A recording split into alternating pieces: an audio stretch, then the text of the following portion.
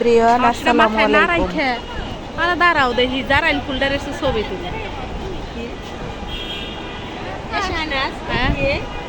তুমি দেখো কে? আমি তো চিনি কে তিন চশমা লাগাইছি কে একটা রুগী বেড়াইছিলেন নি গেছিল ওখানে এই তো একটা আপা পাঠাইছেন কি ডাকিছে পরে বলছি শুনি আমি বললাম শুনি একবার বড় শুনি তুমিও পাঠাবা, বুঝছো না?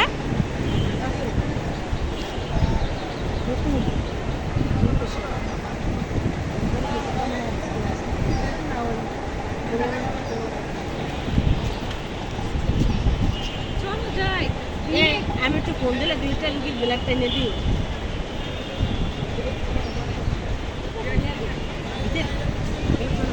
দিও, তারপরও পাইলে পারলে দিও, ব্যাপারটা বুঝো নাই, পারলে দিও।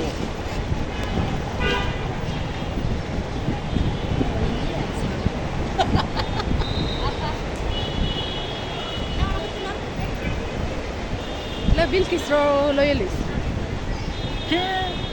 দাঁত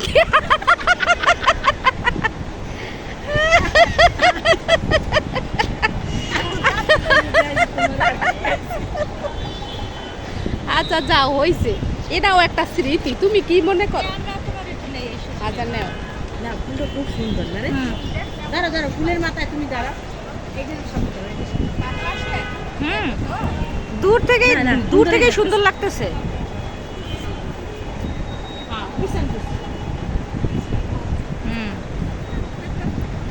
হ্যাঁ সুন্দর হয়েছে,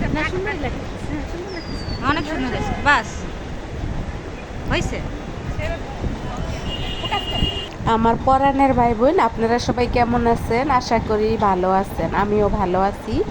একটা অফিসের দুষ্টামি দিয়ে আপনাদের মাঝে ভিডিও শেয়ার করলাম।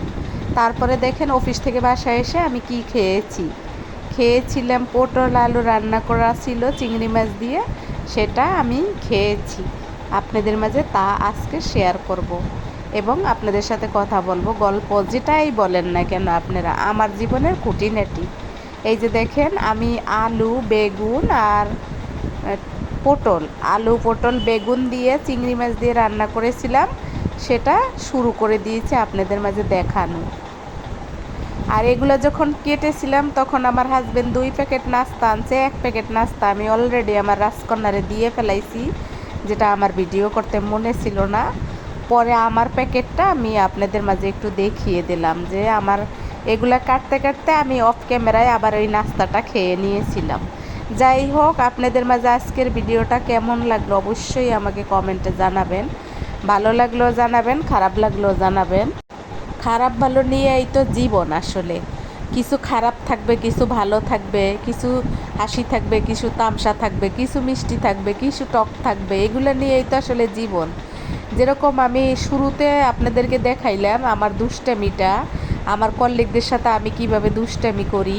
আর ওখানে একটা জারাইল গাছ ছিল, জারাইল গাছের ফুলগুলো আপনাদেরকে একটু দেখিয়ে দিলাম। অনেক বছর পরে এই জারাইল ফুল একদম কাছ থেকে দেখেছি, বলতে পারেন একবারে 20 বছর পরে। যাই হোক, বাড়িতে যাই যখন তখন এই ফুল দেখি না, আর কোথায় আছে তাও জানি না। আর এই যে দেখেন আমি তো বললামই চিংড়ি মাছ দিয়ে পটল দিয়ে আলু দিয়ে বেগুন দিয়ে রান্না করে নিয়েছিলাম একটা সুস্বাদু রেসিপি, যেটাকে বলা হয় তরকারি, যেটাকে বলা হয় সালন, যেটাকে বলা হয় সবজি। যাই আপনারা বলেন, সব কিছু আপনাদের ভাষার উপরে নির্ভর করে। আর তাছাড়া আমিও আপনাদের মাঝে কিন্তু একটু এলোমেলো কথা বলি। এলোমেলো কথা না বললে আপনারা বুঝবেন কিভাবে যে লাইফে আসলে কি হয়, লাইফে কোন কোন দুর্যোগ যায়, কখন কি হয়, আর কতটা কষ্ট করে একটা ভিডিও তৈরি করি, কতটা ব্যস্ততার মাঝেও আপনাদের মাঝে চলে আসি। তার কারণ এটা আমার একটা ভালোবাসার জায়গা, এটা ভালো লাগার জায়গা। অন্যথায় আমি কিন্তু একটা জব করি, অন্যথায় আমি আমার একটা সংসার করি। সব কিছু মিলাইয়ে কিন্তু আসলেই আমি ব্যস্ত থাকি, কিন্তু তারপরও নিজস্ব কিছু ভালো লাগা প্রতিটা মানুষেরই থাকে, যেগুলো মানুষের অজান্তে অনেকের সাথে শেয়ার করে। যেমন আমি কারোর সাথে শেয়ার করতে পারি না, তাই তো আপনাদের মাঝে আমি চলে আসি আমার নিজের কিছু খুঁটিনাটি ব্যাপার নিয়ে, আমার কিছু কথা নিয়ে। তবুও আমি আপনাদের সাথে মন খুলে সব কিছু বলতে পারি না, তার কারণ অনেক ধরনের বাধা বিপত্তি কিন্তু থাকে। সেটা তো আপনারা জানেন, আপনাদের সাথেও যেমন হয় আমার সাথেও তেমনই হয়। আর শাশুড়ি ডাইনি ননদ এদের কথা, বা ডাইনি ভাসুর এদের কথা কি বলবো, ডাইনি শ্বশুরের কথাই বা কি বলবো, ডায়েন শ্বশুরের কথাই বা কি বলবো। এগুলা কিন্তু সারা বাংলাদেশেই আছে। কারো কপাল হয়তো ভালো হইলে ভালো শ্বশুর শাশুড়ি মেলে, কারো কপাল খারাপ হইলে কিন্তু ডাইনি শ্বশুর শাশুড়ি মেলে, ননদ দেবর এগুলো কিন্তু ডায়েন মেলে। এগুলো নিয়ে আসলে আমাদের বাংলাদেশে এটা একটা কালচারে পরিণত, এগুলো নিয়ে কথা বলার রুচি আমার নাই। তবে ভেবেছি, অনেকেই আমাকে বলে যে শ্বশুর শাশুড়ি নিয়ে কথা বলেন না কেন।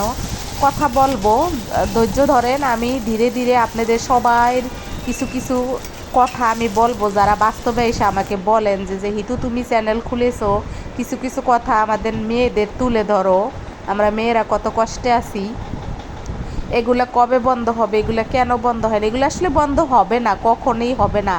একটা পরাণের বোন বলেছে যে দোকানদাররা এরকম ব্যবহার মেয়েদেরকে দেখলে বা ফিমেলদেরকে দেখলে করে। আসলেই সত্যি কথা। বাংলাদেশের প্রেসিডেন্ট যদি মহিলাও হয় তাতেও কোনো লাভ নাই। বাংলাদেশের রাজা যখন মহিলারা ছিল তাতে কিন্তু কোনো লাভ হয় নাই। যাই হোক, এই দেশের মানুষের চোখ সবসময় এরকমই থাকবে, বা নজর এরকমই থাকবে, মন মানসিকতা এরকমই থাকবে। এগুলো নিয়ে কথা বলতে কোনো লাভ নাই। তবে আমরা আমাদের এখন যারা আমাদের জেনারেশন আছি, আমরা কিন্তু এই ডায়েন শব্দটার থেকে একটু নিজেদেরকে বিরত রাখার চেষ্টা করলে ভালো হবে। যেহেতু আমরা বুঝি যে আমরাও একসময় শাশুড়ি হব বা শ্বশুর হব। সবাই যদি এভাবে একটু চিন্তা করি যে আমার যখন খারাপ লাগতো তখন কীরকম লাগতো, আমাকে যখন কটু কথা বলতো, এগুলো চিন্তা করে সবাই সবার বৌমাকে একটু ধৈর্য ধরে মানাই নেওয়া উচিত। আসসালামু আলাইকুম, আল্লাহ হাফেজ।